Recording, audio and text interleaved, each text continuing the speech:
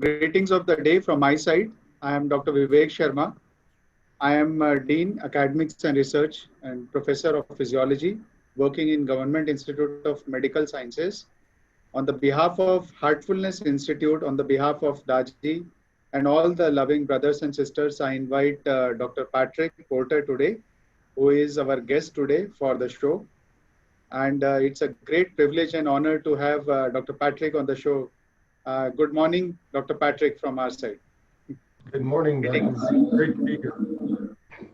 So let me introduce let me introduce to the about the guest to all of you. Dr. Patrick A. Porter is PhD and he is a developer of the BrainTap headset technology distinctly designed to balance the brainwave activity while activating the brain's neuroplasticity. He has done more than 1,500, working in more than 1,500 health clinics worldwide, and the BrainTap is used to address the stress component of health and wellness.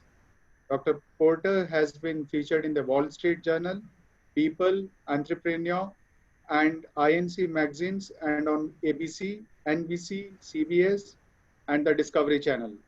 He is the head of the mind-based studies at Quantum University and is a licensed trainer of NLP. He is the author of 6 books, including his popular Thrive in Overdrive, How to Navigate Your Overloaded Lifestyle. So, Dr. Patrick Porter is doing fantastically well in the life. He's a wonderful human being also. That is again his characteristic. And Dr. Patrick Porter, welcome to the show.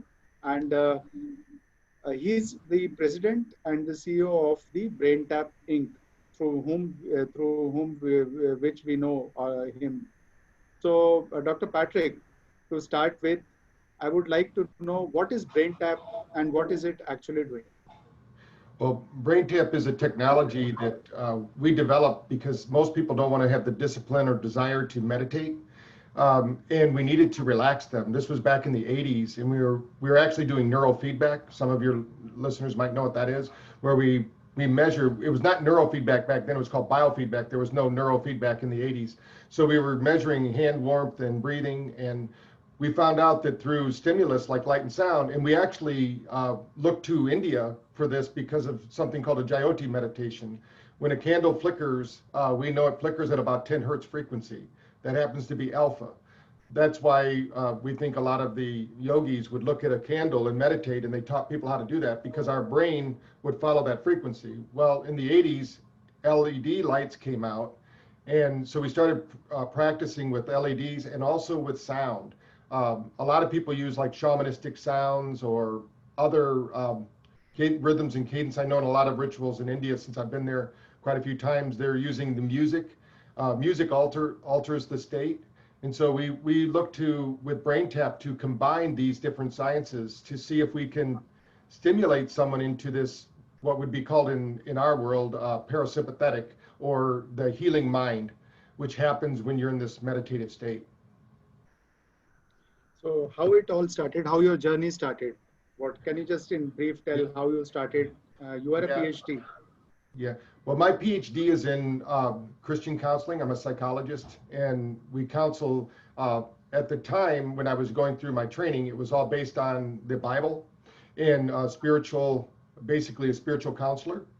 And then when I got more into the sciences now, I still do some of that, but mostly my interest lies in like universal religions. I found my wife went to school actually for comparative religion, so we started learning that there was a lot of similarities instead of a lot of differences. And so through that training though, my dad, excuse me, started teaching us to relax our brains using a device called GSR, galvanic skin response, which you can set a parameter. Like let's say you want to get to 10 hertz frequency, which is alpha. It makes a beeping sound until you get to 10 hertz, then it's silent. So it's a trainer that in the Western world we started using in the 70s and 80s. I grew up with that. So I had an interest in meditating from a very early age. I started when I was 12, and it helped me. I was a very troubled student and child and wanted to blame everybody else. When I started realizing that it was coming within me, I really got into self-help, I had a, if you want to call it a spiritual awakening, in the 80s. I actually was healed in the hospital. I had a bisulfite poisoning, and I had a visitation actually. So here I can probably share that. In America, they don't really believe in much of that. But something came in and actually healed me. And through that process, I had to go to India. I started following people like Yogananda, Sai Baba. I studied yoga for 5 years with Yogi Bhajan, who came to America, had an ashram in Phoenix. And through all of that, I started realizing there's a connection between our physiology and our psychology. I didn't really know that before that, in that yoga was a way to liberate your body's illnesses or stresses. At first, I wasn't really looking at it towards spirituality, but then, of course, it opened up some spiritual centers and things of that nature. And I knew that my background being in, like when you said NLP, I was a counselor. So I was always looking for what is the best way to counsel. And I realized there's a big connection between the spiritual counseling, even though I wasn't doing it based on the Bible any longer. I was doing it more based on a spiritual, that everyone has this, when I learned about the Atma, and everyone has this innate intelligence, which is God. Then I started kind of working from that angle. And through the years, I had clinics, we had franchise locations. I had 108 locations here in America before I sold that company. And then as the universe would have it, that wasn't my retirement plan like I thought. So I went back to work in 2006. And then in 2014, we developed BrainTap. And we used the nice thing now is, like with people like GIMS and JPAR University, we're able to prove out what we're doing in meditation, because for years people just thought there's no way that anything's happening. They think you're just taking a nap, or there's nothing physiologically going on. And so we got more into the science while we're still helping people, because we were a business, we had to make money as well. So we were kind of balancing those two, and then we partnered with several universities here in the United States, like Duke, and we have a university in Florida that we're working with now that has about 80,000 students, that's working with our science director, Dr. Sadral. And so we're working to prove out that there's a connection. I think we proved it, but still the science never stops. So you got to keep doing that. But that's kind of where we're at right now. And what we're finding is that when people find that inner peace, even though they might not be calling it spiritual inner peace, once they start calming down the nervous system and getting the body relaxed, they have time to basically realize that they are greater than just this human experience. And that's really where we're at. How do you think in this Corona world today, your BrainTap can help the world? Well, yeah, the biggest thing is that right now in psychology, they have a term called the infinite now. And this is what happens to people who are in quarantine, they're hostages, or they're in prison. And what happens to our brain is a pattern recognizing organ, really. What it does, it recognizes patterns, and whether you're doing a chant, or you're doing a BrainTap session, or you're doing a meditation breathing technique, these are all patterns that the brain and nervous system adhere to. And as we do them, we get better at them.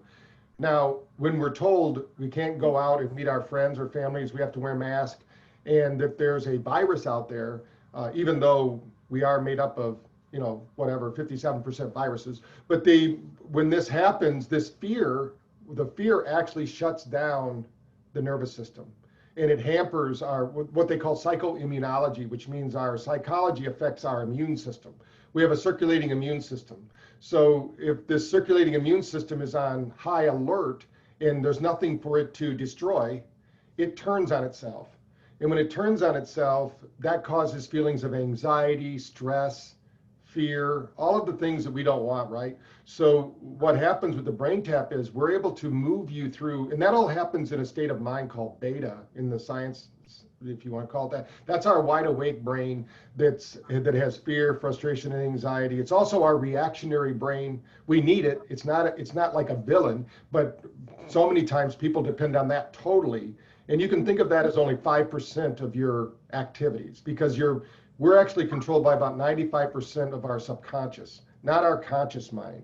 So, I mean, if we had to worry about how much calcium we have in our bloodstream right now, we would die. We couldn't measure that. There's so many functions, like we're talking millions of functions going on right now that our unconscious is taken care of. So what the BrainTap can do is put the brain into a state of relaxation. We call it alpha and theta. Those are the two brainwave states, without going into delta. Now, we do this naturally when we sleep. So these are natural things our body does. But if we can do it often enough, what we found in our research, one of the newest research that we've done is if you could do like a BrainTap session or a deep meditation, something like that in the middle of the afternoon, you can actually reclaim about 80% of the energy you had in the morning. Our body is naturally, as we go through the day, we're going to use up energy in the form of ATP or however you want to say that. And we get that energy from not only the foods we eat or the water we drink, but the light that we're receiving. So there's a spiritual light, of course, we know, but there's also physical light, and it manifests in different wavelengths. So what happens is when we do that, our brain, we can calm down these negative emotions, also trigger inflammation in the body. And right now, one of the biggest things that happened, we know in science, is that almost all major illnesses are triggered by inflammation. So if we get inflammation around our joints and then it crystallizes and falls out of solution, we call that arthritis, so, and so on as we go through the body. So, but if we can, and it all starts with our thinking really, in our calmness. If we can stay calm, there's a saying in our Bible that says, be in the world, but not of it. So we want to be in the world, but we don't want to, I mean, obviously we got to take care of ourselves. We don't want to be subject to the coronavirus, but for 95% of the world, it's really not, it's just going to pass through you. It's not going to affect you. But if you're compromised, if you have immune disorders, or you have, all the things that they probably know about, if they have diabetes, all of these things, you want to be inside, you want to do it, but you don't need to be fearful. Just one thing is that I tell people, it's kind of like going on a long trip when you're a child and you keep asking your parents, where are we going? Where are we going? Where are we going? And, the parent finally gets frustrated and said, we're going down the road, or something like that. And the child just gets more and more upset. And that's kind of what the news is doing to us right now. We don't know where we're going. And the subconscious, Dr. Vivek, is no more educated than a fourth grader. So no matter what, we could have PhDs, we could have MDs, we could be scholars, but the mechanism that runs our subconscious is not intelligent. It's basically mechanistic. It has to be that way, or we would forget to change the 75 trillion cells which make up our body that change every second. So what we can do with BrainTap is we can put all that aside and we can work with the mechanisms of consciousness and basically teleport our awareness, because at the root of everything is consciousness. So we're conscious beings, but if we dip into consciousness with fear and anxiety and frustration, then it mirrors it back to us. So it's like a reflection. So if you're angry, it seems like the whole world's angry. If you're at peace, then it seems like the whole world's at peace, because it reflects to us. So I think with BrainTap, if we can take the time, whether we do it in the morning or in the afternoon or the evening, if somebody's not waking up in the morning, we know it could be inflammation in the brain, so you can use BrainTap to wake you up. Right now, working at home, a lot of people aren't sleeping well. In America, they say that 2 out of 3 people aren't getting 6 hours of sleep a night. Well, back 100 years ago, before we had ending lights and 300 channels on our television sets, people used to sleep 12 hours, because there was a saying, burning the candle at both ends. And that's because candles cost money, and we didn't want to keep the candles burning. But with our lights, we get lazy. We just leave them on. We can stay up all night long. And now in the 80s, they said that it went to 8 hours. In the 90s, it went to 7 hours. Now the average person in the world is getting less than 6 hours sleep. So that's a big problem if you can't reach deep sleep. Now, as long as you reach deep sleep, and that's what BrainTap can do, as you go through these different brain waves, and this is true even with meditation, but we've measured it with BrainTap. Let's say that you get into alpha, where we go to meditate, typically 10 hertz frequency, you're going to trigger the gut to produce acetylcholine. That makes you feel good. So think about it like you have access to the world's greatest pharmacy. And if we get into the right physiological state, we can trigger that pharmacy. and it doesn't cost anything.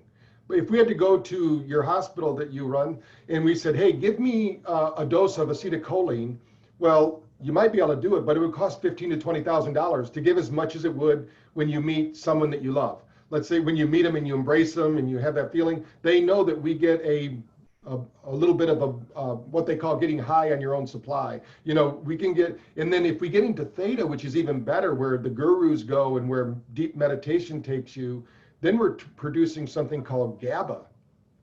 GABA is probably one of the most researched drugs right now, because if 1 in 3 people aren't sleeping well and 2 out of 3 people aren't getting more than 6 hours sleep, there's money to be made. So unfortunately, where there's money to be made, the pharmaceutical companies are going to research. But the reality is that meditation can do this for free. Once you learn the technology, we have the technology inside of us, I should say. Our nervous system, if we think of it like a technology revolution, because if you look at the sciences, and one of the reasons we always look to India for a lot of our research and support is your country's been doing this for all of recorded history. I mean, we can't go back in time far enough where it wasn't happening, you know, so you have them, and you have a proven system.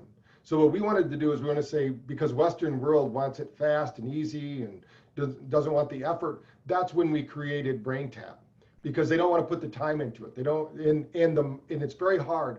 One of the things we notice, unfortunately, for people just starting to meditate is that they actually have a stress response when they meditate because they're thinking too much. This front part of our brain, which is the frontal cortex, we want to, gurus or people that meditate a lot, they learn how to put that into abeyance, which means it's there, but it's not overcritical. You know, if a loud noise happens, yeah, the loud noise happens, or a baby cries, that doesn't disturb them. But if you're just starting out, it's like a new mother that has a baby down the hall and it starts crying. They wake up in the middle of the night because that primitive brain, that reticular activating system, gets awakened. So what BrainTap does, it bypasses all that. You don't have to learn anything. It's a passive technology. You put it on, and we use what the planet itself has done. When we wake up in the morning and we walk outside, our body starts to sync with its environment. In fact, there's something they can do if they go to YouTube and look up synchronizing metronomes. And what a metronome is a beat frequency that helps people learn to play the piano. That's how most people know about it. But let's say we set 3 of them on the counter. If we walk away and come back 3 minutes later, all of those metronomes are going to be in perfect synchronicity. It happens every time, all the time. And that's because we live in a universe of synchronicity. But we can be out of phase with that. When we're feeling upset, angry, distressed, all of that, that's when we're out of sync with conscious creation, because we're co-creating. We're not creating it, you know, we're experiencing it, and we have a choice. We can experience it and cry our way through it, or we can experience it and have joy, because sometimes our greatest lessons are masked in our greatest challenges. Like right now, I mean, working from home, or not getting paid if you can't go into the workplace. I mean, there's a lot of people right now that are suffering with a lot of fear because they don't know what to do. And that's that infinite now I was talking about. We need to get people to look, you need to think of the long term. Eventually this will pass.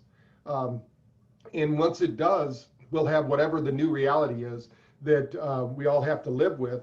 But we can still, in our own homes, in our own meditations, in our own space, create the peace that we want to see in the world. And that's really what we focus on. And I with my BrainTap people, that's what I tell them to. I mean, we can't change things that are out of our control, so don't spend time on those. You know, you can know about them. Also, turn off the news. Only watch it. One of the best things they can do actually during this time is be informed, know what you're supposed to do, but don't be consumed by the news. Because unfortunately, a lot of the news is more propaganda than reality, in the fact that they're going to tell us the worst case scenario because they're worried about spreading the virus. But if you're taking care of yourself, like, I can't remember the last time I was home so much. I mean, I usually travel, 3 to 4 times a month to different events. And now I don't have anything scheduled till October, and hopefully it'll happen, but who knows? But I'm taking the time for myself. So like in my case, when you see me next time, Dr. Vivek, you're going to see I've lost 30 pounds because I'm home, I'm exercising, I'm eating healthy, I'm not on an airplane, I don't have any excuses. I'm not eating out at nice restaurants and overeating and having dessert. My wife's right there, so this is a time we can take care of ourselves. If you take this time and say, wow, I've kind of asked for this because, I had a busy schedule. I said, if only I had time to be at home and, take care of myself, eat healthy, this is a time we can either lament and be angry and upset and be fearful, or we can say, hey, this is a time that the Creator has given me to take care of myself and get well. I like that. The way you are positively taking this time out when the whole of the world is worrying about Corona. Your message is very clear and sharp that we need not worry, be careful, but simultaneously we should do something that we can calm down our nervous system. We can activate our parasympathetic nervous system so that we can be more useful, more creative, even being at home. Yes. So like somebody said very beautifully, that our minds were made to be at a place and body was made to move. But it's our misfortune that our bodies are at one place, but mind is always haywire. It is moving all over the world, all over the universe. So we need to do something. But now I would like to come to the another component, like how do you think, like how did you get introduced to heartfulness meditation? What is your experience? How is your journey in past 1 year or so in this heartfulness institute? Right. Well, I was in India with you, and we actually were fortunate enough to hear one of the speakers speak. And then I'm always interested in learning techniques that really work. So you gave me the book, The Heartfulness Way. My wife and I read that together. We sometimes will read books, and then we don't have a group here. I live in a really small town, so it used to be you could have a group meet, but we live in a really small town, so it was just her and I, and we read it, and we were actually going on our 30th anniversary cruise. So that's what we did on our cruise, was we spent the time really practicing the heartfulness meditation. We did it at least 3 times a day, if not 4, just to really learn how to do it. And I felt the energy come through. I didn't really know a lot about it other than what I read. And then I was asked to come to the event that you were part of.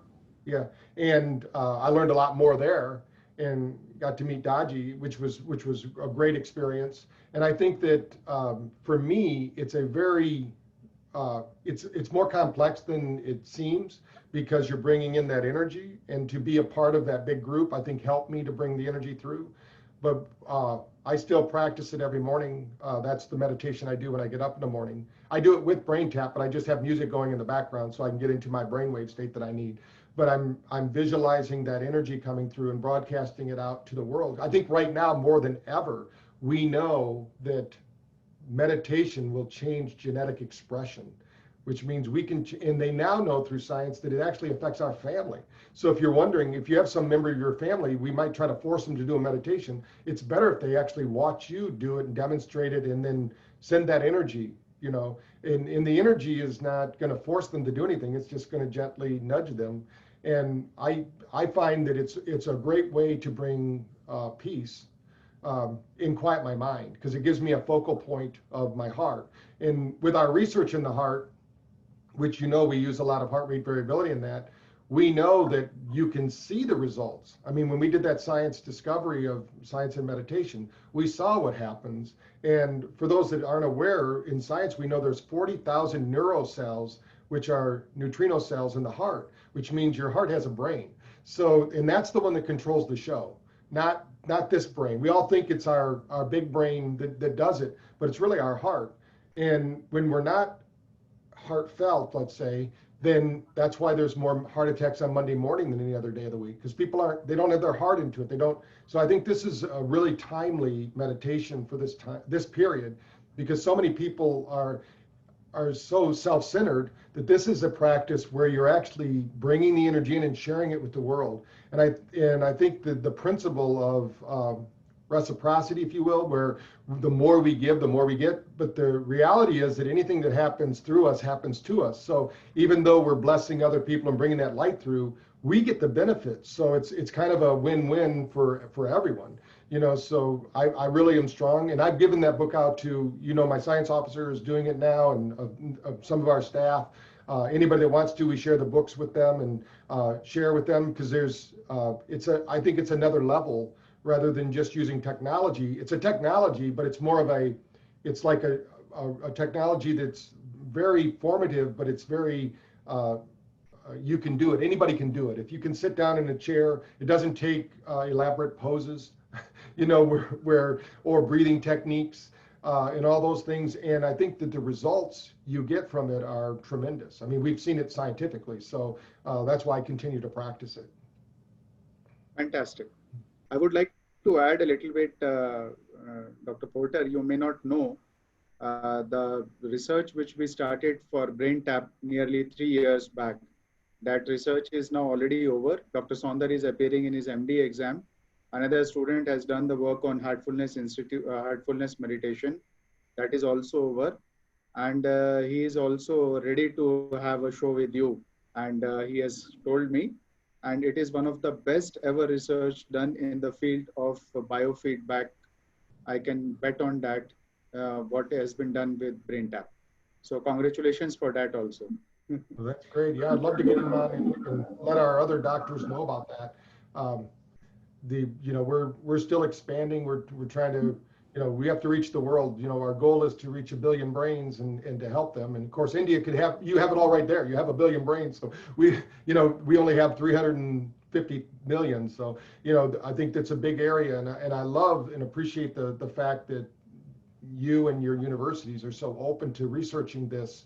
And then we'll take that back here and we'll get some of the Western minds to mimic that study, hopefully, and show that it works over here as well. Because some people go, oh yeah, it worked in India, because over here, everyone believes in India, you're born in full lotus and you do and that's what you do, and you chant Om all day long. They don't know that there's, that you're actually in a kind of a battle, as it were, to balance the Western philosophies with the Eastern world. And hopefully you won't lose out on the Eastern part, because the Western world's trying to be more Eastern. I think as far as spirituality and medicine right now, our medicine right now is mirroring more of your Eastern philosophy than it is the Western, because we need a solution. We need research-based alternatives that are healthy to the body. Of course, we always have the backup if something were to happen, the surgeries and all of that. But for most everyday use, for 80% of the people, they just, number one, they need to learn to meditate.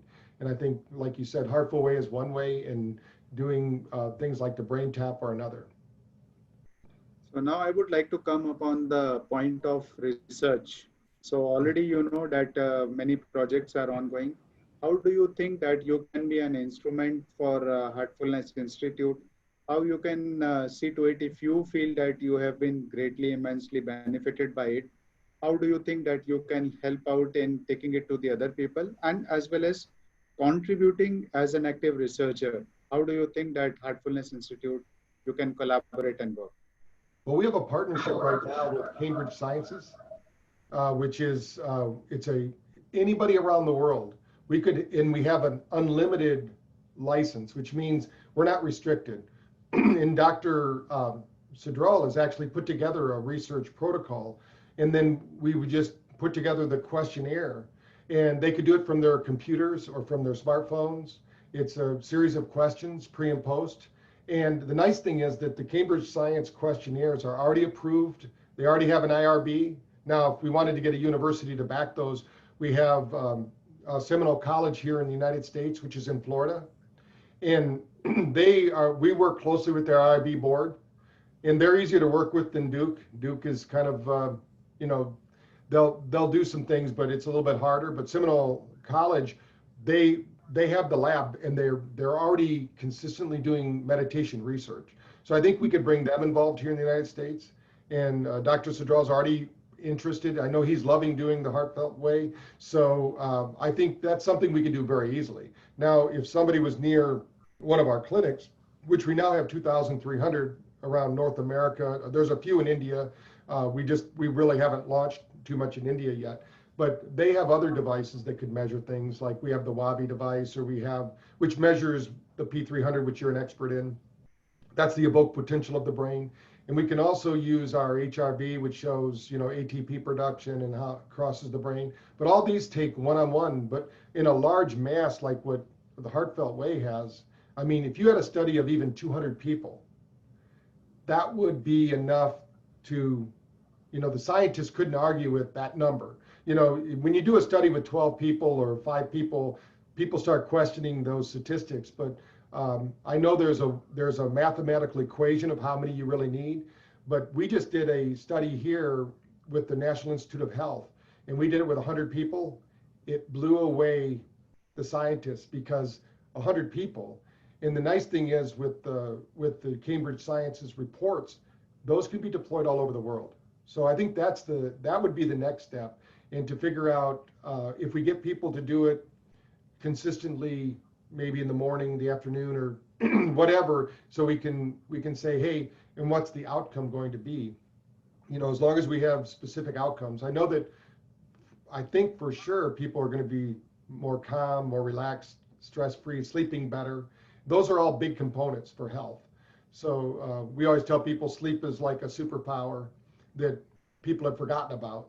So, and it's not the length of time of sleep. A lot of people misconceive that. You have to have an hour of deep sleep and 2.5 hours of REM sleep. So like the United States government says our military only needs 4 hours sleep. That's not really true, but if they can get deep sleep, yeah, it is true. But if they're not getting deep sleep, they'll need 7 to 8 hours sleep. But most people can function pretty well with 6 hours, but we could measure that. We could also, if they have smartwatches, like we could get a group of people, if they have a smartwatch or if they have a smartphone, like one of the, almost every phone now has apps, the health app on them. We could gather data from those to correlate with what we're doing, and it wouldn't cost anything.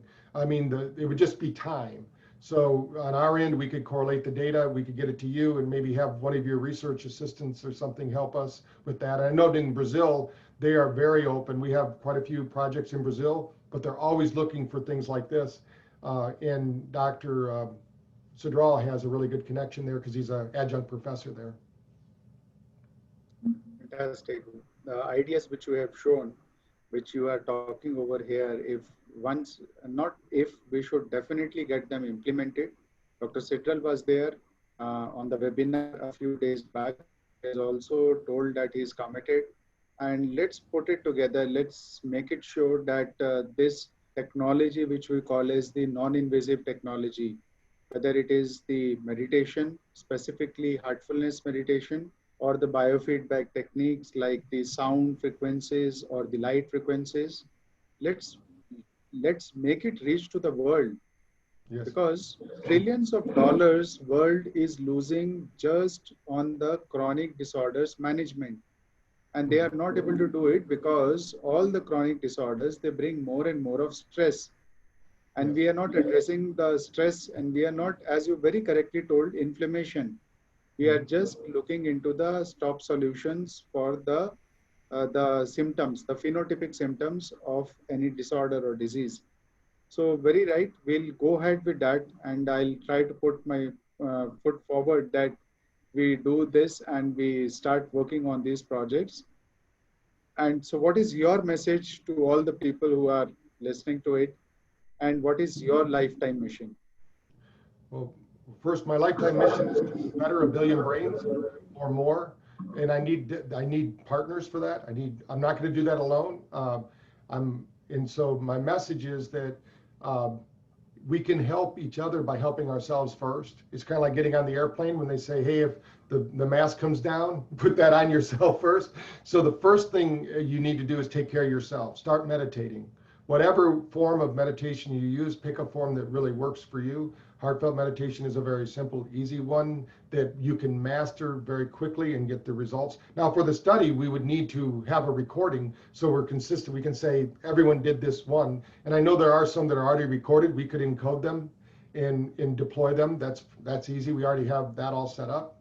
But I think just start doing something. And if you can think, what I tell people is it's small changes that make great results in your life. So think of, if you can only meditate for 5 minutes, do 5 minutes. What you'll find is you'll enjoy it. And if you're too stressed out, do 10 minutes. If you don't have time, do 15, because those things aren't true. We all have the same amount of time. And if we can just settle down, they're going to be more efficient. They're going to have more love for their family. They're going to have more health in their body. They're going to be a better citizen for their community. They're going to be the example they need, because when everyone knows, you can tell when somebody's relaxed. I mean, when you walk in the room and you meet somebody who's angry and upset, you actually feel that. It's almost like it's in the air. But if we walk in and we're in peace, and we know this comes from this, there's an 18-foot field around us that's our heart field. They've actually measured it. So as we clean that field out by doing heartfelt meditation, just know that every day you're clearing out your environment, and it's clearing out the thoughts, but also clearing out physically what's going on. I think just practice every day. And I always tell people, this is what I used to tell my therapists that work for me: anything worth doing well is worth doing terrible at first. So don't worry if you're doing it right. You know, one thing, there's something called grace, right? So as long as you're doing it, you know, that grace will help you. You know, you'll get better at it. It doesn't have to be perfect, and you don't have to have an epiphany. You don't have to see God every time you meditate, you know, like some people think. Just go for the emotion, go for the feeling of being in that space. And I think that once you're in that space, that will trigger a domino effect in other areas of your life, and you'll just start seeing improvements from your memory, your concentration, your focus, your ability to handle stress. I mean, the people that were able to handle this experience are going to come out of this stronger and healthier than before. The ones that let it beat them down and caused the fear to happen, I mean, we need to be worried, of course, because nobody wants to get it, but we need to be open-minded, positive, be a force of light in the world. That's the main message I think I want to tell people. So what is the situation of Corona right now in US? How do you see that? Well, in the bigger cities, it's still, you know, pretty bad right now. We're phase opening right now. In my town, it's pretty much normal. I mean, we don't even know we got Corona. A few people are running around with masks on, but in general, most people are no mask. Everything's fine. I mean, we're getting out doing things. We still can't meet in big groups. It has to be under 25 people, but our restaurants are open now. We can go to eat if we want to in restaurants. I think it's what's happening, unfortunately, with some of the other things that are happening in our country are bad, you know, that because of, I think it's just been, unfortunately, like somebody took a match and lit the fire, because everybody was already stressed out anyway. So one negative thing happens and the news picks it up and does it. That's why I think you've got to be aware of what's happening, but don't be consumed by it. And I think that hopefully we're looking at maybe around the end of summer being out of this, and hopefully things happen. I mean, a lot of people are, since they've opened, there's been no big outbreak. There's been no I think it's already moved through our country, actually, because a lot of people were sick even before they put us in lockdown. So I think it went through the population, a good number of them. But the bigger cities are still, like Los Angeles, Chicago, New York, Miami. Those kind of cities are still, it looks like where there's condensed population, they're still having issues. Well, thank you, Dr. Porter. It has been a wonderful time with you. And I'm really happy. It is always a pleasure being with you. And I look forward for doing the research work with you. And simultaneously also I see that I'm really happy to see that heartfulness meditation has contributed very immensely to your peaceful life. Stay safe, stay healthy, and remain as cheerful as always. Thank you very much for your time. Thank you. Namaste.